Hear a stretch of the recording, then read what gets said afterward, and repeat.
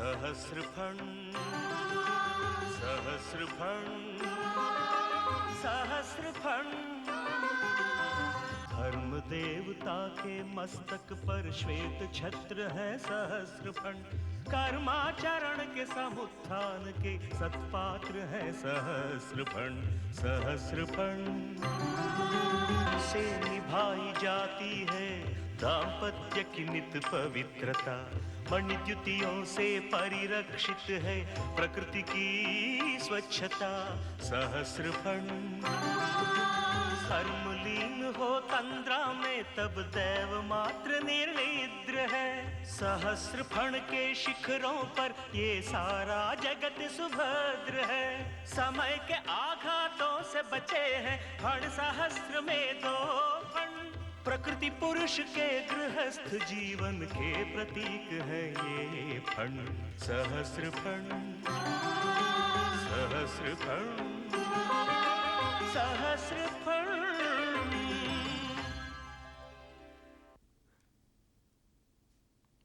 शेट्टी अपने बेटे के विवाह पर जमींदार को आमंत्रित करने आता है तो रानी माँ उससे जमींदार के दिए रुपए लेकर धर्मा का घर छोड़ने को कहती है। जमींदार धर्मा को पढ़ने के लिए मछलीपट्टनम भेजते हैं। धर्मा मन लगाकर पढ़ने लगता है। समय बीतता गया। धर्मा और जमींदार का बेटा रंगाराव दोनों बड़े हो गए। चलो यार, आज शाम ड्रामा देखने चलते हैं। मेरे पास तो सिर्फ 6 आने हैं। किरीटी, तुम्हारे पास पैसे हैं क्या? मेरे पास तो कुछ भी पैसे नहीं है। अच्छा, 1 2 3, हम चारों के लिए भी 1 रुपया और चाहिए। चलो चल के किसी से उधार ले लेते हैं। राघवा की बड़ी माँ लक्ष्मी देवी है ना, उससे ले लेते हैं। बड़ी माँ? वो विधवा मेस वाली। और मेरी माँ? उससे पैसे तो लेता रहता है, तो क्या माँ नहीं कह सकता? चलो चलकर उसी से ले लेते हैं। हाँ, अरे यार, लौटते वक्त कैसे आएंगे? ट्रेन से।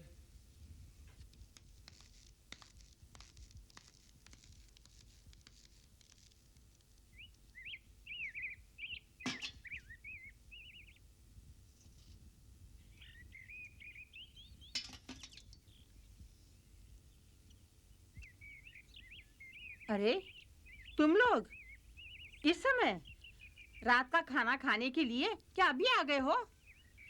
हम खाना खाने नहीं आए हैं। मुझे 1 रुपया चाहिए। 1 रुपया चाहिए?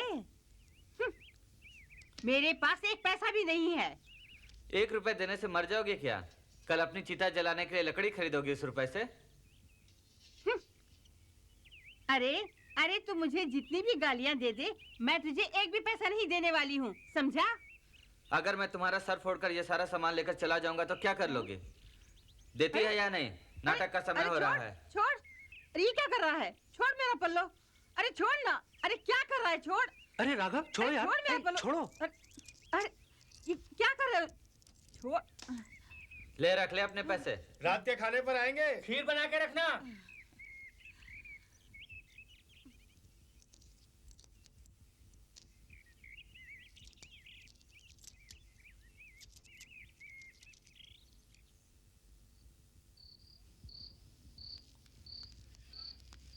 यार आज तो बहुत अच्छा भाषण सुनने को मिला है हम लोगों को। भाषण? नाटक में तो कोई भाषण नहीं था। अरे नाटक के बाद का भाषण। रेल देश की संपत्ति है, इसका पैसा जनता का पैसा है और इसका नुकसान हमारा ही नुकसान है। और जानते हो, बिना टिकट यात्रा करना अपराध है। तो मैंने गलत क्या कहा? कौन कहता कि तुमने गलत कहा? पर बिना टिकट के यात्रा करने का अपना ही मजा है। मुझे नहीं चाहिए ऐसा मजा। नाराज क्यों होते हो यार? हम तो तुम्हारी संगत है बहुत कुछ समझ सीख रहे हैं, है ना? क्योंकि सच्चाई, ईमानदारी और नैतिकता की जीती जागती तस्वीर जो है अपना धर्मा रहा। अरे भगता कहाँ है? पकड़ो पकड़ो धर्मा, किरीटी को छोड़ना नहीं। पकड़ो। छोड़ना नहीं, पकड़ लो।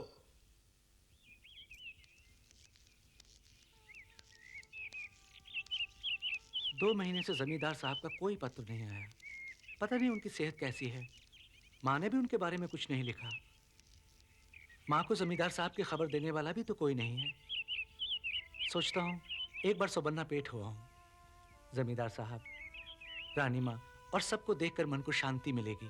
ऐसी बात है तो कल ही चले जाओ। जाने से पहले चाहता था कि सबका उधार चुका दूं, मगर पैसे भी तो नहीं भेजे जमींदार साहब ने। तुम उसकी चिंता मत करो, बोलो किस किस को कितना देना है? 2 रुपए तो नायर को देने हैं। वो 5 सिगरेट वाला? हाँ, पर तुम तो 5 सिगरेट छूते भी नहीं। किसी और काम के लिए लिए थे।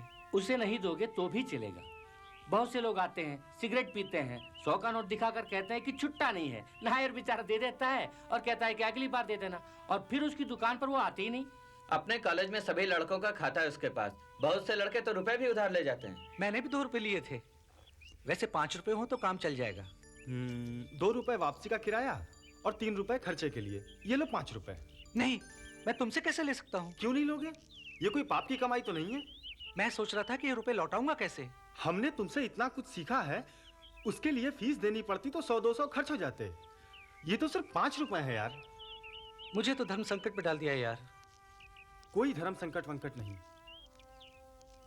ये लो, रखो, और जिस जिस के पैसे लौटाने हो मुझसे कहना, मैं लौटा दूंगा। और हाँ, कल पहली बस से सुबर्णापेट चले जाना, क्योंकि आज कॉलेज का डिबेट है।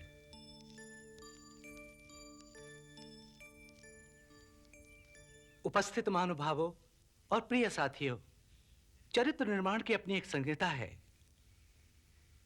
एक व्यक्ति विशेष का आदर्श और उसका अनुशासन ही चरित्र निर्माण की नींव है।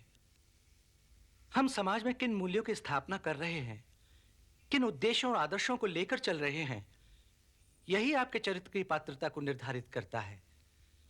हमारे सामने अपने युग के न जाने कितने ऋषि, मुनियों और महापुरुषों के चरित्र हैं।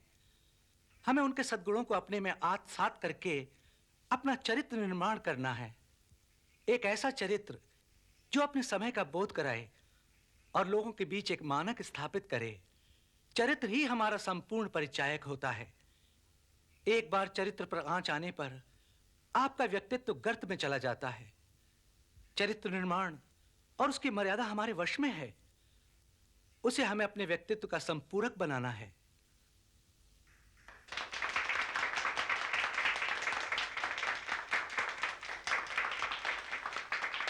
निर्णायकों का फैसला अभी थोड़ी ही देर में पता चल जाएगा। उससे पहले मुझे ये बताते हुए खुशी हो रही है कि धर्माराव ने सिर्फ पढ़ाई में ही नहीं, खेल कूद में, संगीत में, हर विषय में अपनी छाप छोड़ी है।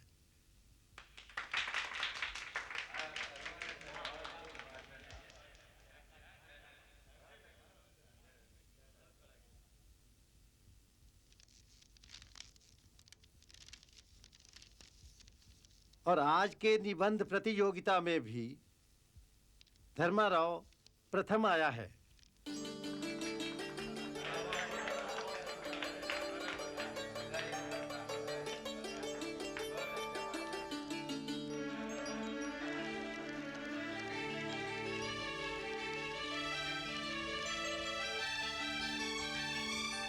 धर्मा, सुबर्णापेट से तुमसे मिलने वो आदमी आया है।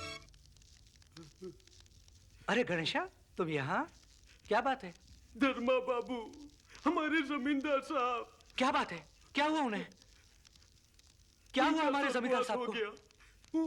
उनका स्वर्गवास हो गया बाबू।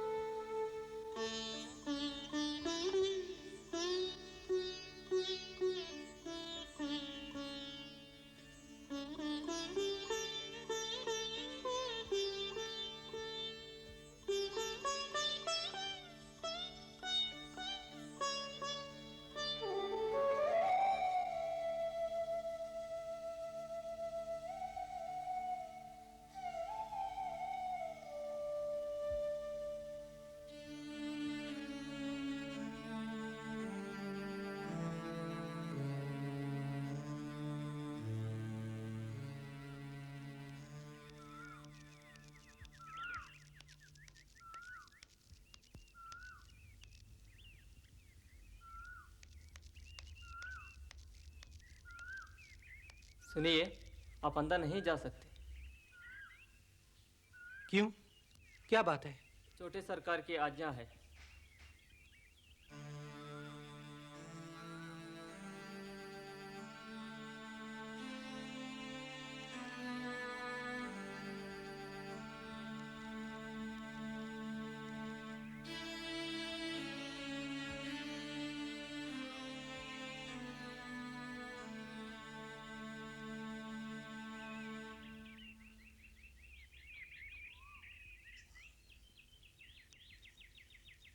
धर्मा बाबू, जब से बड़े सरकार का देहांत हुआ है, लक्ष्मण स्वामी ने कुछ नहीं खाया। मेरी समझ में नहीं आता मैं क्या करूं।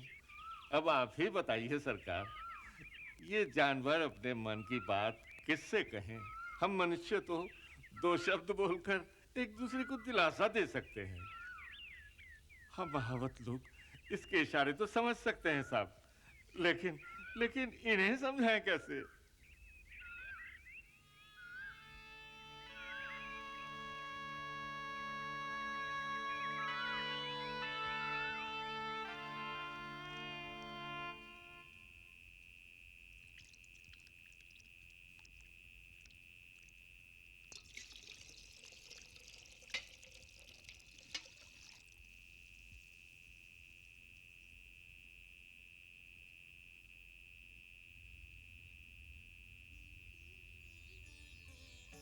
बेटा,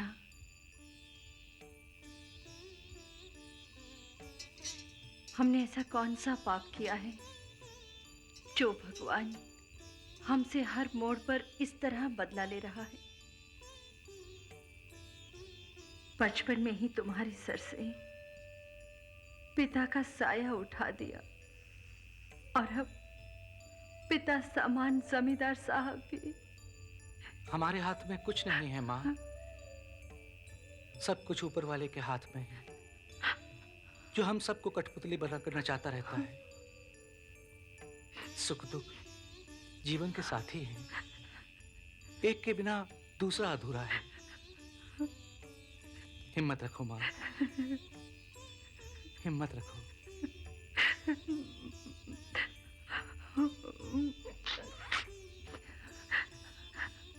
चलो बेटा, चलकर थोड़ा सा खाना खा लो।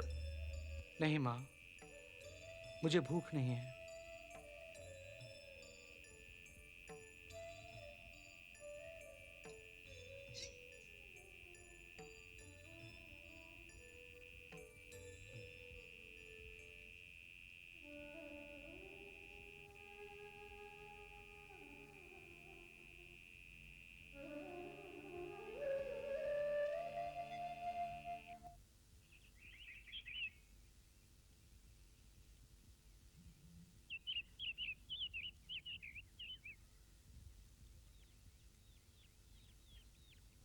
गोपन्ना, गोपन्ना,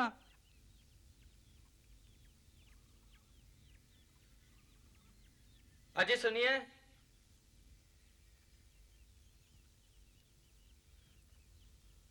बाबू, जिस रोज बड़े सरकार का अंतिम संस्कार हुआ, तब से गोपन्ना पागलों की तरह चीखता चिल्लाता कहीं चला गया।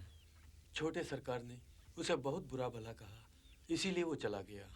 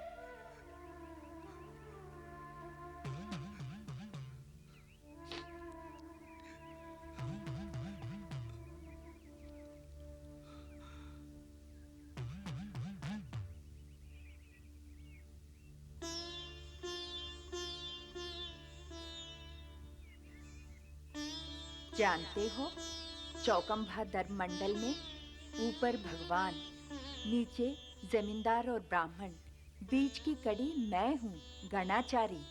जानता हूँ, मेरा कहा कभी गलत नहीं होता, कभी नहीं, कभी नहीं। फण हजार पसार नृप को, स्वप्न में फण ने लिया डस।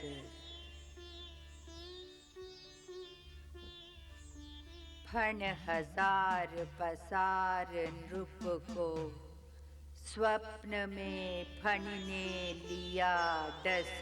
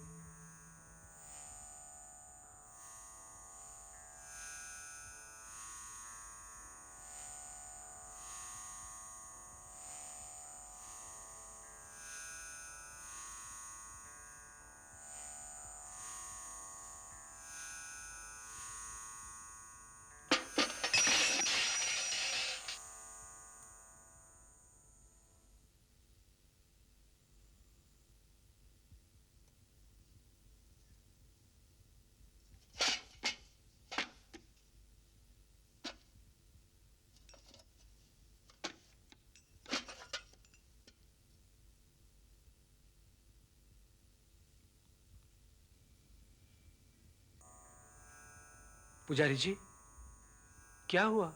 कल रात चौकी उलट गई, उसकी एक टांग टूट गई। मैंने उसे फिर से जमा दिया है।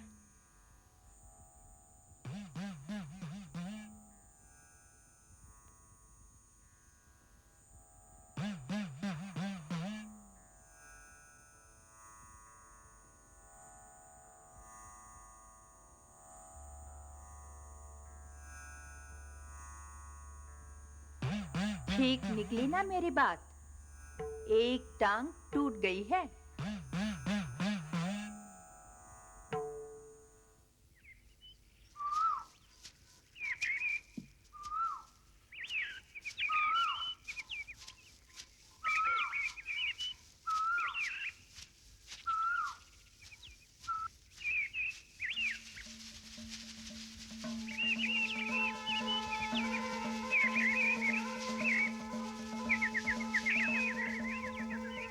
कौन है?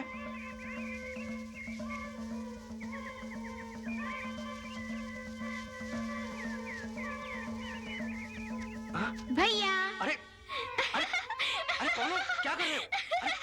अरे छोड़ो, अरे छोड़ो मुझे। अरे क्या कर रहे हो? हरिया, हरिया, हरिया। कब से ढूंढ रही हूँ, सारा दिन खेतों में छुपा रहता है। मैं तो ढूंढ ढूंढ कर परेशान हो जाती हूँ। माँ, भैया। मुझे भैया कह रहा है। इसका बुरा मत मानना बेटा। आप इस गांव में नए आए हैं? नहीं बेटा, मैं तो इसी गांव की हूँ। शायद तुम मुझे नहीं जानते, लेकिन मैं तुम्हें अच्छी तरह जानती हूँ। हरिया भी जानता है, मगर कभी सामने नहीं आया। आज पता नहीं कैसे आ गया। पशु, पक्षी, सांप, मेढक, बस इन्हीं के साथ खेलता रहता है। एक पल भी घर में नहीं रहता। लोग तो इसे सांप का बच्चा कहते हैं, लेकिन मैं इसे सुब्रमण्येश्वर का आशीर्वाद मानती हूँ।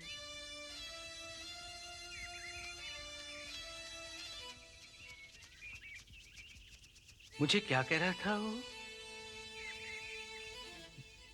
भैया? माँ? माँ?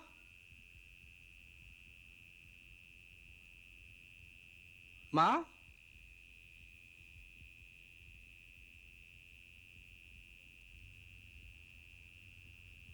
क्या है बेटा? माँ, आज मैंने 10-12 साल के एक विचित्र बच्चे को खेतों में घूमते हुए देखा। हरिया होगा। हाँ, उसकी माँ भी उसे हरिया कहकर पुकार रही थी। तुम उन्हें जानती हो? हाँ। पर मैंने तो उन्हें आज पहली बार देखा है, और वो लड़का मुझे भैया कह रहा था। ठीक ही तो कह रहा था, वो तुम्हारा भाई है। क्या कह रही हो माँ? पिताजी ने क्या उस औरत से भी? मंगा। हाँ बेटा, मंगा से भी विवाह किया था। परंतु मैं तो समझता था कि रंगा जम्मा ही पिताजी की दूसरी पत्नी है। हाँ, वो तो है, बहुत भली है। तुम्हारे पिता ने उसे 10 एकड़ जमीन दी थी। वो जानती थी तुम्हारे पिता उससे कभी सहायता स्वीकार नहीं करेंगे, इसीलिए वो चोरी छिपे हमारे दुर्दिनों में बिन मांगे ही हमारी आवश्यकताएं पूरी करती थी। और आज तक तुमने मुझे बताया तक नहीं माँ। और ये मंगा? एक गरीब किसान की बेटी है। बचपन से ही तुम्हारे पिता उससे मजाक करते थे। अरे वो मंगा, देख लेना, मैं एक दिन तुझसे विवाह अवश्य करूंगा। मुझसे विवाह करके क्या पाओगे? मेरी लातें? अरे अरे, लातें मारनी है तो वो भी मार लेना, पर मैं तुझसे विवाह अवश्य करूंगा। छोड़ो बचपना शास्त्री जी। गरीब किसान की पत्नी पहले ही चल बसी थी। बेटी का विवाह किए बिना वो भी गुजर गया। अकेली लड़की, गांव के छोकरे पीछे पड़ने लगे। एक दिन अरे ओ मंगा, बाहर निकल, निकल बाहर। ए, जाते हो या?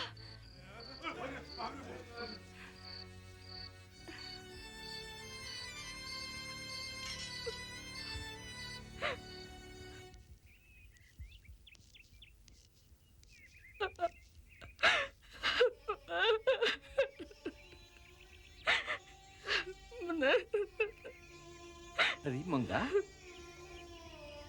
ये तो क्या कर रही है? बोलना क्या हुआ? इतनी परेशान क्यों लग रही है? शास्त्री जी, तुम जानते हो ना कि मैं एक अनाथ हूँ। मेरा खाने पीने का कोई ठिकाना नहीं। गांव की लड़के मुझे बहुत तंग करने लगे। कल रात भी पत्थर फेंककर मुझे बहुत परेशान किया। तुम कहते थे ना कि मुझसे शादी करोगे। अब बोलो, शादी करके सहारा दोगे या नहीं?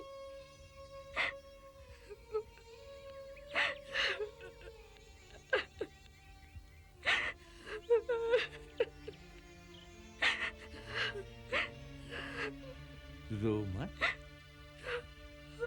रो मत। मैं तुझसे विवाह करूंगा, अवश्य करूंगा। हाँ। मुझे उनका विवाह करना पसंद नहीं था। उन्होंने उसे सहारा दिया, 10 एकड़ जमीन दी और घर भी।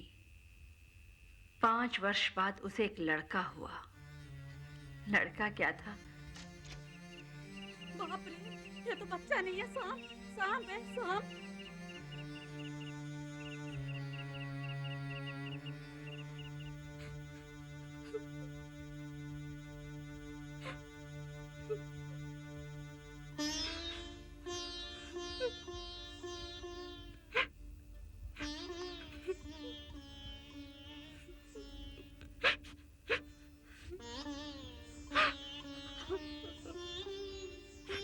मंगा, तू बड़ी भाग्यवान है। सुब्रमण्येश्वर स्वामी की तुझ पर पूरी कृपा है, इसीलिए तुझे बच्चा मिला। तू इसकी रक्षा करना।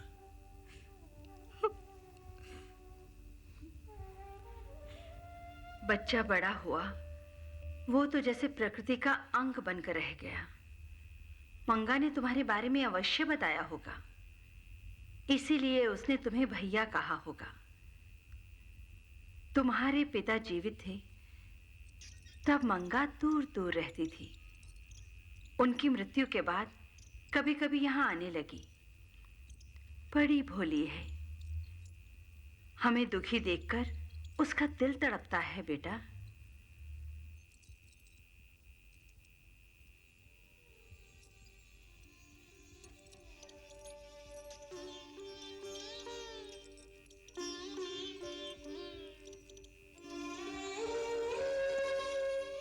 धर्म देवता के मस्तक पर श्वेत छत्र है सहस्रफण, कर्माचरण के समुत्थान के सत्पात्र है सहस्रफण, सहस्रफण।